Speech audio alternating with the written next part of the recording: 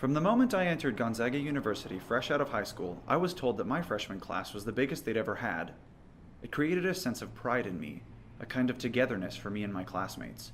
But as the next class was brought in, it was said that they were even larger than mine, and the next class even larger, bigger and bigger every year, or so the rumors said. Dennis Colstock, Senior Director of Housing and Residence Life, addressed these rumors. Kind of. The classes have changed in size, up and down. Right now, last 3 years, they've been above 1,200. 2 years ago, Gonzaga answered rumors during finals week that some upperclassmen would not be returning to Kennedy Apartments because it was needed for freshman and sophomore housing. That's when it finally clicked that these rising numbers of students had caused a problem at Gonzaga. This is Emily Davidson, a junior at Gonzaga who 2 years ago suffered under this housing crisis.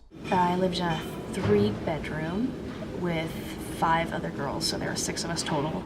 That doesn't really sound all that bad until you consider that each room is built for a single person and the suite is only meant for 3 people, not 6. They crammed 2 sets of dorm furniture into a single bedroom apartment. But the suites weren't even the worst part.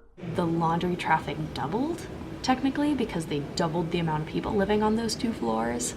It was like, you gotta get up at 3 a.m. if you want a dryer. But for Emily, the worst part was not the lack of utilities or space. It was the close quarters. Tensions ran really high. It was rough for a really long time. But the incident at Kennedy wasn't the only place that proved that Gonzaga was falling short on housing. You'd think that a hotel would be no place to house college kids, especially freshmen who need to feel welcomed and integrated into the community. However, a few years ago, Gonzaga decided that it would house a portion of its freshman class here, at the Red Lion River Inn, far from campus, far from the community, and far from home. You may be wondering, why would Gonzaga make this decision? After all, Freshmen should not be living in that hotel. It's too unsupervised, it's too far away from campus. It's not super far away, but it's far away from everything the freshmen need. if you want the answer, this is the man to talk to. I'm the one that makes the decision as to whether or not I need it. The answer, as it turns out, is far more complicated than I originally thought. Gonzaga, or more specifically Mr. Colstock, has a relationship with the Red Lion. Each year, Mr. Colstock and the owner of the hotel sit down and talk about whether or not Gonzaga will use the building. Mr. Colstock says that he does his best not to use it.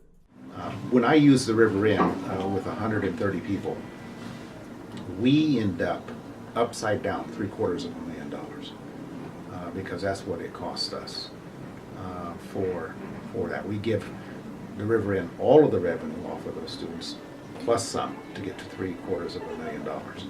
That means your tuition goes up. To say the very least. That's a lot of money. Now you might be thinking to yourself, why doesn't Gonzaga just accept less students? Well, as it turns out, it's not that easy. The enrollment management is not an exact science. So for the last 4, maybe 5 years, we've been asked to by the administration to shoot for a class size between 1,150 and 1,200. Mr. Colstock explained to me that universities use a complex series of algorithms to send out the right number of application letters so that they can then accept an approximate number of students, a percentage of which will then accept the invite and become enrolled. It is a highly complex process that leaves administration holding its breath for the results. Mr. Colstock says that the last few years they have remained above the desired 1,200 freshmen, but that it's not intentional. Despite the complexity, the university has managed to stay between 1,000 and 1,350 newly enrolled students each semester. That is still like trying to land a B727 in the admin parking lot. So if it's difficult for Gonzaga to reduce the number of incoming students, why not make more space for them? Why not build more dorms? The answer, as it turns out, is once again cost. And if you're planning and you're saying, well, we're only going to be needing 80% of this building, well, then you're going to have a higher rate on those residents that are living in that building too. This is due to empty rooms still taking up space when the building is heated. But there is still another explanation as to why Gonzaga is refraining from building more dorms immediately, to keep Gonzaga out of debt. Mr. Colstock explained to me that in order to build buildings like the Jesuit Center behind me or the new Performing Arts Center, the university can use money from donors.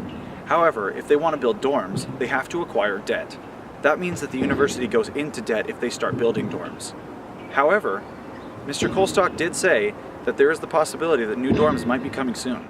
And it's just guessing from the cheap seats, but 2 or 3 more years before they start thinking, what are we going to do about housing? Maybe it's time to focus on housing again.